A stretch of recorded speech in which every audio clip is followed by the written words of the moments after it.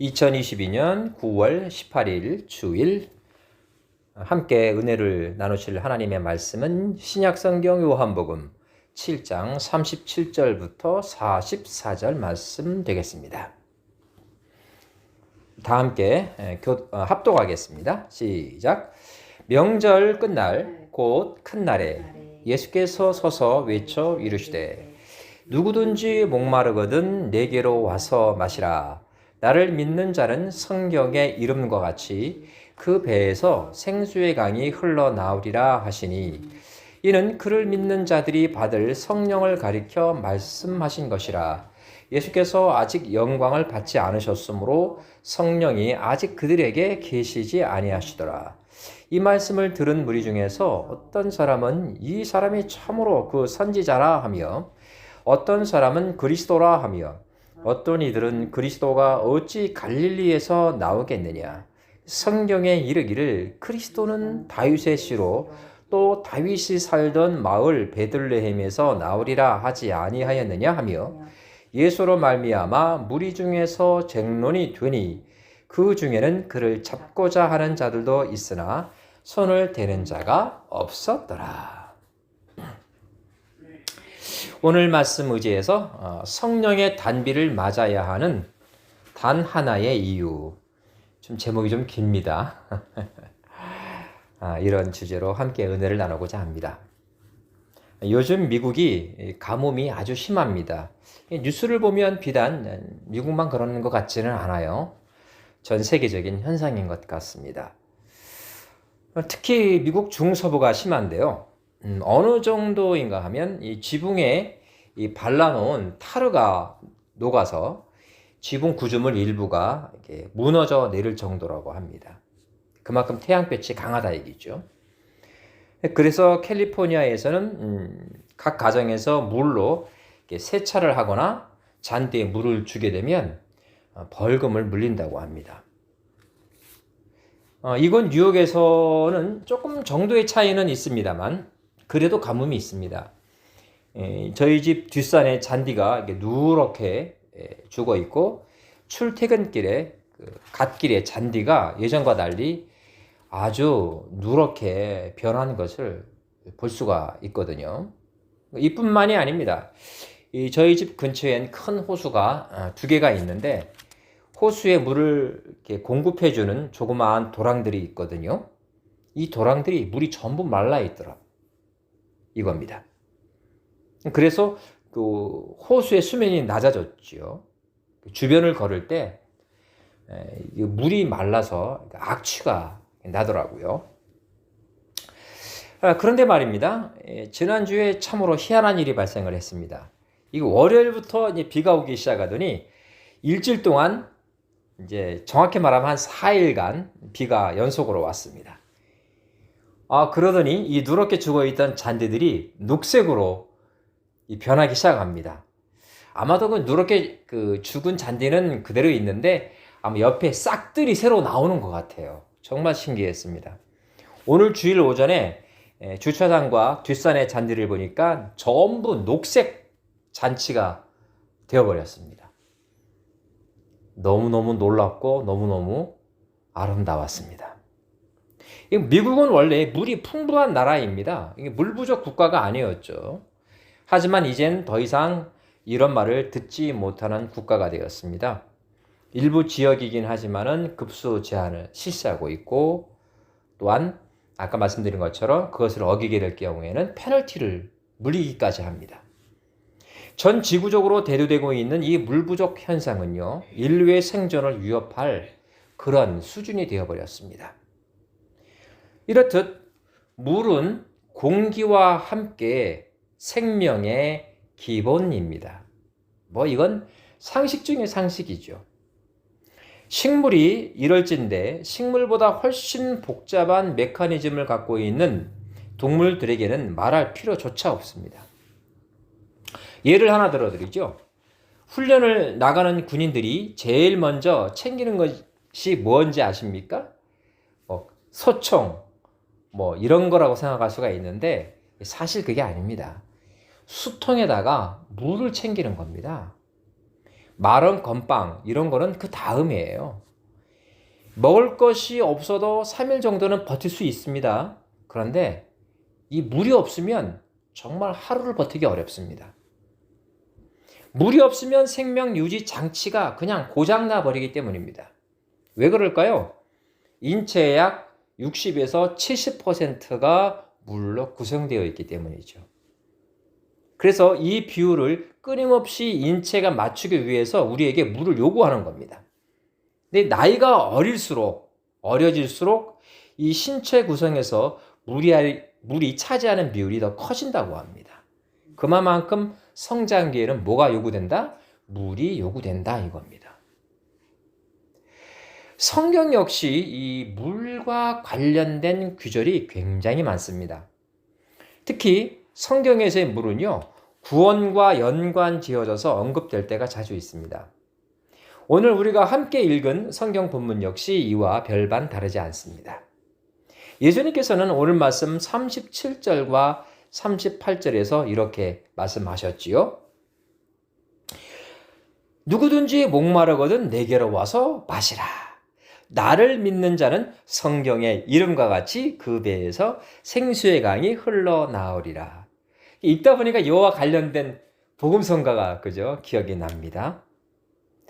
이게 무슨 말씀일까요?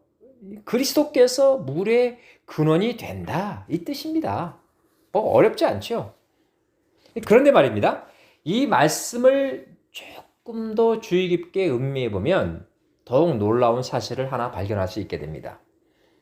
예수 그리스도를 믿는 사람은 그 배에서 생수의 강이 흐르게 된다 했죠. 보신 바와 같습니다. 그 배에서 그러니까 사람의 배일 수도 있고 강이나 바다를 항해하는 배일 수도 있죠. 그러면 후자의 배일까요? 아닙니다. 영어 성경에는 from within him 이렇게 기록이 되어 있습니다. 그러니까 누군가가 예수님을 자신의 구주로 영접하는 순간, 그 순간에 그의 몸 안으로부터, 그죠? 그의 몸 안으로부터 썩은 물이 썰물처럼 빠져나와가고 그 대신 살아있는 물, 즉 생명의 물. 영어 성경에는 living water. 이것이 넘쳐 흐르게 된다 이 뜻입니다. 놀라운 말씀이 아닐 수 없습니다. 생명수의 원천이신 예수님을 영접한 우리들은 이제 우리 스스로가 생명의 물을 뿜어내는 그런 존재가 되었다는 이 사실 놀랍지 않습니까? 하나도 안 놀라는 것 같아요. 근데 이 예수님을 체포하려고 그 자리에 온 바리새인들의 하인들, 좀 첩자들이죠. 이 하인들조차도 그 사람이 말하는 것처럼 말한 사람은 이때까지 우리가 보지 못했습니다. 라고 대제사장에게 보고를 할 정도니까 얼마나 놀라운 말씀입니까? 예수님의 이 선언 덕분에 그리스도가 지금 이 자리에 계시지 않아도 생명의 물을 우리 몸속에 계속 간직할 수 있게 된 것입니다. 우리 주님, 그 물을 공급해 주는 원천을 무엇이라 했습니까? 네, 그렇죠. 바로 성령이라 했습니다. 2022년 9월 18일 지금 이 시간 예수님께서 성령으로 우리와 함께 하십니다. 할렐루야. 그런데 말입니다. 오늘 읽지는 않았지만 요한복음 7장 1절부터 자세히 살펴보면 우리 주님께서는 초막절을 지키시려고 은밀하게 예루살렘으로 올라가셨음을 알게 됩니다. 이 초막절에 우리가 주의를 좀 할 필요가 있습니다. 왜 그러하냐면 이 초막절에 우리 주님께서 성령의 단비를 약속하셨기 때문이죠. 초막절은 무교절이라 하는 6월절, 그리고 77절 혹은 맥추절이라고 불리우기도 하는 이 오순절과 함께 유대인들이 가장 잘 지키는 3대 명절입니다. 유대력으로는 7월 15일 시작해서 일주일 동안 지켜졌고요. 현대 달력, 즉 양력으로는 대체적으로 9월 말, 때때로는 10월 말에 해당합니다. 초막절은 말 그대로 풀로 장막을 엮어서 그 안에서 일주일 동안 머무는 절기입니다. 레위기 23장, 신명기 16장에 잘 기록이 되어 있죠. 이 7일 동안 출애굽 이후 40년 동안 광야에서 초막을 짓고 살았던 그 조상들의 고난을 기억하고 더불어서 한 해 동안 지은 소산물을 저장하면서 하나님의 은혜를 아울러 기념했습니다. 이 초막절은 유대력으로 한 해를 마무리 짓는 아주 의미 깊은 절기였던 셈이죠. 이 초막절과 관련된 선지자가 한 명 있습니다. 바로 스가랴 선지자입니다. 그는 유다 멸망 이후 바벨론으로 끌려간 제사장 가문의 후예로 바벨론 땅에서 태어났습니다. 근데 그러니까 고향이 바벨론이 되는 거죠. 여호와 하나님을 섬기는 사람으로 잘 성장을 했고 어린 나이에 예루살렘으로 다시 돌아갔습니다. 그는 수르바벨이 전쟁으로 파괴된 성전을 복원할 때 그 현장에 있던 사람이기도 합니다. 이 스가랴 선지자는요, 예수 그리스도의 초림과 또 재림에 대해서 그 누구보다 강력한 메시지를 남긴 분으로 아주 유명하죠. 이랬던 그가 초막절에 내릴 구원의 단비에 대해 이렇게 예언했습니다. 조금 길지만 읽어드릴게요. 예루살렘을 치러 왔던 이방 나라들 중에 남은 자가 해마다 올라와서 그 왕 만군의 여호와께 경배하며 초막절을 지킬 것이니라. 땅에 있는 족속들 중에 그 왕 만군의 여호와께 경배하러 예루살렘에 올라오지 아니하는 자들에게는 비를 내리지 아니할 것인즉 만일 애굽 족속이 올라오지 아니할 때에는 비 내림이 있지 아니하리니 여호와께서 초막절을 지키러 올라오지 아니하는 이방 나라들의 사람들을 치시는 재앙을 그들에게 내리실 것이라. 애굽 사람이나 이방 나라 사람이나 초막절을 지키러 올라오지 아니하는 자가 받을 벌이 이러하니라. 스가랴서 14장 16절에서 19절까지 말씀 제가 봉독해 드렸습니다. 쉽게 말해 스가랴 선지자는요, 바벨론이 유다를 침공한 사건을 전 세계적인 혹은 구원사적인 전환기로 규정하고 있는 거예요. 하나님은 비록 바벨론에 의해서 솔로몬 성전이 파괴되었고 수르바벨에 의해 너무나 검소한 성전이 복원되었지만 그 성전으로 초막절을 지키러 올라오는 자들에게만 구원의 은총이 있을 것임을 명백히 선언하신 겁니다. 누가요? 하나님께서요. 그 구원의 증거가 바로 이 초막절에 내리는 단비였습니다. 구약 성경에는 이 단비에 대해 이른 비와 늦은 비로 나누어 기록합니다. 성경을 조금만 주의 깊게 읽으신 분들은 금방 아는 내용이죠. 물론 농사와 관련되어 언급되는 것이 대부분입니다. 동시에 성령 강림과도 아주 긴밀하게 연관되어져서 언급되기도 합니다. 구약 성경에 기록되는 달력은요, 종교력입니다. 일반력이 아니고 종교력입니다. 때문에 현대 양력과는 차이가 좀 많습니다. 한국의 9월이나 10월이 구약 종교 달력으로는요, 1월, 즉 새해라고 보면 정답입니다. 그런데 유대인들은 한국 달력으로 가을에 파종을 합니다. 씨를 뿌리는 거예요. 대한민국에서는 추수를 하는 시기인데 유대 땅에서는 정반대로 하는 겁니다. 이런 의미에서 구약 성경에 등장하는 이른비는 씨를 파종할 때 도움을 주는 비인데 이것이 한국 기준으로는 가을에 내리는 비다 이겁니다. 가을에 뿌려지는 비라고 해서 늦은 비라고 하지 않는다는 거 좀 기억해야 될 필요가 있습니다. 자, 아무튼 오늘 본문과 스가랴서 14장에 기록된 초막절은요, 현대 한국 기준으로는 가을 추수기의 절기입니다. 그러니까 초막절에 내리는 단비는 무슨 비예요? 이른비입니다. 초막절이 무슨 성격을 갖는다고 말씀을 드렸죠? 네, 그렇습니다. 1년 동안의 농사를 마무리 짓고 새 농사를 준비하는 기간입니다. 이때 내리는 비가 이른비예요. 이는 마치 대한민국의 농부가 봄에 간절히 봄비를 기다리는 마음과 똑같다고 할 수 있습니다.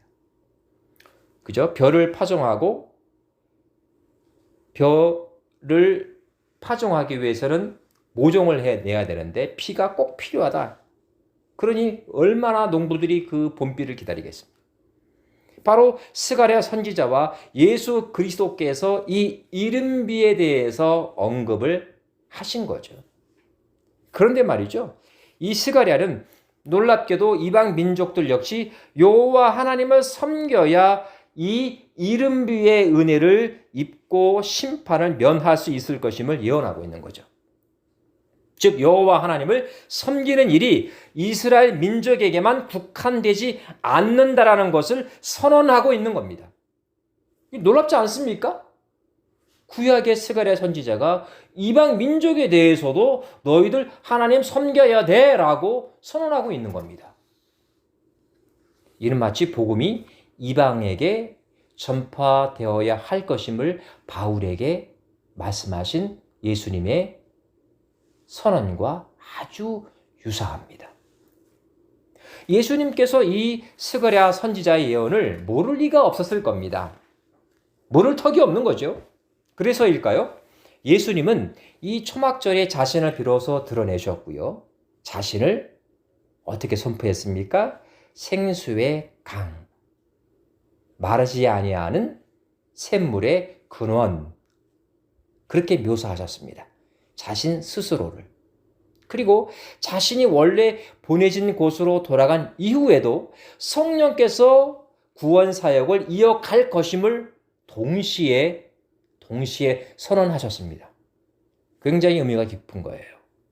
이렇듯 늦은 비가 성령님의 임재와 깊은 관련이 있다면 과연 늦은 비의 성경은 또 무엇일까요? 이런 궁금증이 당연히 생겨나게 되겠죠. 이른 비가 있으니까 중간 비도 있을 것이고 늦은 비도 있을 건데 이런 궁금증이 생겨나지 않겠습니까?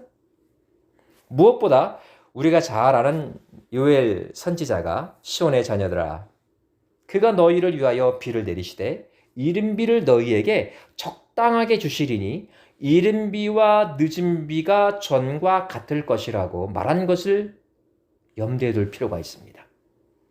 요엘서 2장 23절 참고하시면 됩니다. 요엘 선지자의 이 말은 땅에 척박한 이스라엘에서는 이른 비와 늦은 비의 은혜가 꼭 필요하다. 이런 뜻이기도 하지만 여기서는 좀 더 영적인 의미의 방점이 찍혀 있음을 기억할 필요가 있습니다. 단순한 농사의 축복만을 예언하는 것이 아니다 이 뜻이에요. 유대인들이 7대 명절 가운데 3개의 절기를 특히 잘 지키고 있다는 사실을 제가 설교 모두에서 이미 말씀드렸습니다. 성령과 관련해서 초막절은 유대 종교 절기상 이른비에 해당하는 절기임도 이미 설명을 드렸습니다. 좀 반복되는 면이 없잖아 있어요. 그만큼 중요하다 이 뜻입니다. 그렇다면 구약 유대력으로 늦은 비에 해당하는 절기는 무엇일까요? 네, 바로 오순절입니다. 이 오순절의 다른 이름이 무엇이었죠? 기억력이 좋으신 분은 기억날 텐데 77절 혹은 맥추절이라고 말씀을 드렸습니다. 제가 스쳐 지나가듯이 빨리 말씀을 드려서 기억 못할 수도 있어요. 자, 이 오순절의 별명이 77절인 이유는 초실절부터 7 안식일을 지낸 바로 다음 날, 즉 초실절 이후 50일째 되는 날이기 때문에 77절이라 이름 붙였습니다. 그러니까 7개의 안식일 곱하기 7주, 그래서 7, 7이 49, 그 다음 날 오순절입니다. 초실절은요, 또 뭐 복잡하죠. 뭐가 막 나오죠. 이 초실절은 6월절 다음 날부터 지키는 7일 동안의 무교절 기간에 안식일이 포함되는 경우가 있습니다. 그 안식일이 포함될 경우 바로 그 다음 날이 초실절입니다. 그러니까 6월절, 무교절, 초실절은 한 몸이다 생각하면 됩니다. 이거 기억 못한다고 천국 못 가는 거 아닙니다. 그냥 패스하십시오. 외우지 마세요. 이마에 주름살 생기고 수명 짧아집니다. 자, 오순절 한순이 10일이니까요. 10일이 5번 지났으니까 오순절. 당연한 거죠. 7일이 49, 그 다음날 오순절. 혹은 10일이 한순이니까 곱하기 5에서 오순절. 그게 그겁니다. 우리 조상님들이 참 성경 어렵게 번역해 놓은 것 같아요. 좋습니다. 이 오순절이 유대 종교 달력으로는 양력으로는 또 언제일까요? 그죠? 현대 양력으로는 5월 혹은 6월입니다. 그러니까 봄이죠. 틀리면 봄입니다. 5월을 여름이라고 하면 우리 어디 정신과 가야 됩니다. 이때 내리는 비가 바로 늦은 비입니다. 요엘 선지자가 요엘서 2장 23절에서 말했던 바로 그 늦은 비입니다. 오순절에 내리는 비는 그야말로 농부들에게는 단비입니다. 추수를 앞둔 각종 농산물을 아주 토실토실하게 연글게 하는 하늘의 선물이니까요. 그런데 말이죠. 오순절 하면 딱 떠오르는 이미지가 하나 있지 않습니까? 그죠? 딱 떠오르는 이미지. 그렇죠? 입모양 보니까 다 아시는 것 같아요. 우리가 말하는 그 오순절 마가 다락방의 성령 강림 사건입니다. 우리가 매년 지키는 성령 강림절, 바로 그날입니다. 이 날이 참 묘한 것이 예수님께서 부활하신 50일째 되는 날과 딱 겹친다는 사실이죠. 사도행전 2장을 보면 이 내용이 아주 자세히 기록되어 있습니다.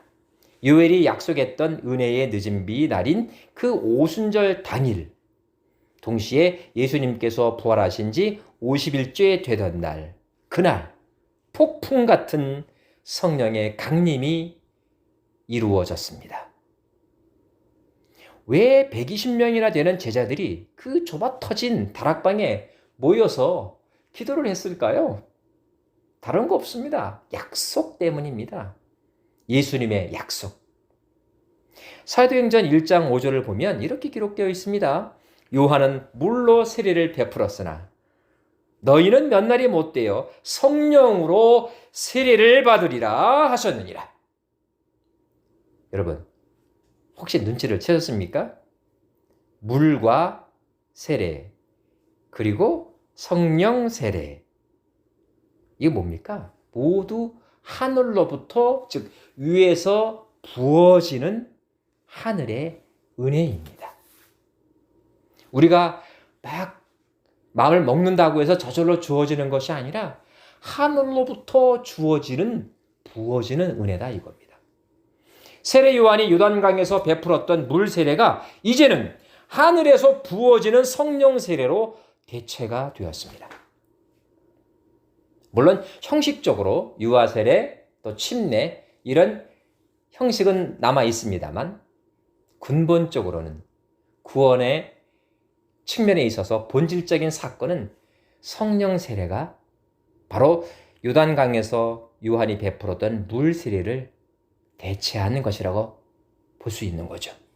이것이 바로 구약의 요엘이 예언했고 예수님께서 그대로 구현하신 바로 그 늦은 비의 은혜인 겁니다. 자, 이제 간략히 한번 정리해 보겠습니다. 예수님께서 초막절에 예루살렘에 은밀히 입성하셔서 자신이 스가랴가 예언했던 바로 그 이른비의 주체이심을 선언하셨습니다. 초막절이라는 상징성을 우리 주님께서는 정말 놀랍게 또 지혜롭게 잘 사용하시고 계셨던 거죠. 또한 주님께서는 오순절이라는 절기를 또 활용하셔서 성령 강림에 대한 가르침으로 연결시키고 있습니다. 유대인들이 익히 알고 있는 늦은 비의 은혜를 제자들이 현장에서 온몸으로 체감할 수 있도록 인도하시는 거죠. 자, 여기서 성령 강림을 이른 비와 늦은 비로 메타포하는 데 있어서 혼란이 야기되고 있음을 우리가 알게 됩니다. 이른바 오순절 마가다락방의 성령 강림 사건을 이른 비의 은혜로, 또한 2022년 이 시점을 늦은 비의 시대로 규정하는 부분이 바로 그겁니다. 조금 헷갈릴 수 있어요. 좀 주의 깊게 들으시면 금방 파악이 됩니다. 물론 우리 주님께서 오늘 성경 본문을 통해 그 배에서 생수의 강이 흘러나온다 하는 가르침을 성령 강림을 빗대어 말씀하셨지만 아직 괄호친 거 읽은 기억나십니까? 성경 본문 읽을 때 괄호 안에 무슨 내용이 있었죠? 아직 예수께서 영광을 받지 못했으므로 성령이 아직 그들에게 있지 못하였느니라. 그 괄호 안에 이 말씀이 있었지 않습니까? 라고 하심으로 초대교회 오순절 성령 강림 사건은 성령 강림이 처음 이루어진 이른비의 은혜라고 규정하는 것이 일리가 있습니다. 성령 강림이 오순절날 처음 이루어졌으니까요. 다만 요즘 굉장히 기승을 부리는 어느 기독교 사이비 집단이 오순절 강림 사건을 성령 세례의 이른비의 은혜로, 스가랴서에 기록된 또 예언된 초막절의 단비를 성령의 늦은 비의 은혜로 묘사하는 것은 우리의 신앙을 굉장히 호도할 우려가 있습니다. 오히려 초막절과 오순절을 성령 강림으로 제대로 메타포하면요, 초막절은 늦은 비가 아니라 이른 비의 은혜가 됩니다. 오순절은요, 늦은 비의 은혜로 바뀌어지게 됩니다. 씨앗이 뿌려지는 시기와 추수하는 시기를 억지로 성령의 역사를 통한 복음 전파와 연관시키려다가 혼동한 결과라고 할 수 있습니다. 이 사이비 집단은요, 초막절이 1년을 마무리 짓고 추수한 열매를 저장하는 시기임을 감안해서 초막절이 성령의 늦은 비를 상징하는 절기라고 강조하지만 제가 말씀드렸잖아요. 계절적으로는 초막절은 이른 비가 내리는 시기입니다. 그 사실을 놓치고 있는 거죠. 솔직히 말씀드리면 잘못 알고 있는 겁니다. 다시 말해 초막절이 이 인류의 종말, 그 집단이 말하는 것처럼 말세를 상징하는 절기가 아니라는 겁니다. 한마디로 뒤죽박죽 아무 말 대잔치 교리인 셈입니다. 우리는 이런 집단의 가르침을 이렇게 바꾸어서 말해야 합니다. 구약의 초막절과 오순절을 성령 강림과 관련해서 이른비와 늦은비라는 비유로 억지로 끌어들여 사용해서는 시기적으로 정반대되는 가르침을 이야기하고 필연적으로 우리의 신앙에 혼동을 가져온다. 고로 예수님께서 초막절을 이용해 처음으로 성령에 관한 이른비를 뿌리셨고 오순절을 활용하셔서 성령의 늦은비를 강조하셨다. 다만 오순절날 강림한 성령의 역사는 오늘날까지도 여전히 유효하게 우리에게 작동한다. 즉 성령의 단비는 이른비와 늦은비라는 시간적 개념을 굳이 동원할 필요가 없다. 무엇보다 예수님께서 그렇게 말씀하신 적이 없다. 바로 이겁니다. 저는요, 단언할 수 있습니다. 구약의 절기는요, 우리의 신앙과 아무 관계가 없습니다. 다시 말해, 예수 그리스도를 통한 구원과는 1도 관계가 없다 이 뜻입니다. 어느 절기가 이른비고 어느 절기가 늦은비와 관련이 있다 없다? 아무 상관이 없는 겁니다. 사랑하는 성도 여러분, 자신도 제대로 이해하지 못하는 어려운 구약 성경 규제를 들먹이면서 무슨 신비로운 비밀을 아는 것처럼 떠드는 집단을 조심하셔야 됩니다. 왜냐하면 그들은 아주 우리 가까이 있기 때문입니다. 실제로 제 벗 가운데서도요, 그런 집단에 빠진 주의 종들이 있습니다. 제가 예전에 세종로 교보 문고를 가다 보면 만나는 집단이 꼭 둘이 있었습니다. 하나는 도를 아십니까? 이런 부류였고요. 다른 하나는 당신은 혹시 구원받은 날짜를 기억하고 계십니까? 혹은 성령 세례 받은 날짜를 기억하고 있나요? 그거 모르면 구원받지 못한 겁니다. 성경에 그 날짜가 다 적혀 있어야 됩니다. 이런 말하는 사이들이 있더라고요. 다 누군지 아실 겁니다. 여러분, 이 구원에 있어서 그 날짜가 중요한 게 아닙니다. 제가 정말 말씀드리고 싶어요. 지금 현재가 중요한 겁니다. 지금 현재가 중요한 겁니다. 제가 여러분께 묻겠습니다. 신중히 대답해 주세요. 여러분은 예수 그리스도를 여러분의 구세주로 지금 믿으십니까? 아멘? 아멘 하신 분들, 그 아멘을 하게 하신 분이 누구신지 아십니까? 성령이십니다. 이 사실을 믿어야 합니다. 여러분이 그 고백을 지금 했으면 구원받은 사실을 1도 의심하지 마시기 바랍니다. 거기에 어떤 컨디션, 어떤 조건을 붙이는 부류가 다가오면 예수의 이름으로 명하노니 내 앞에서 물러갈지어다. 누구처럼요? 예수님처럼 명하시기 바랍니다.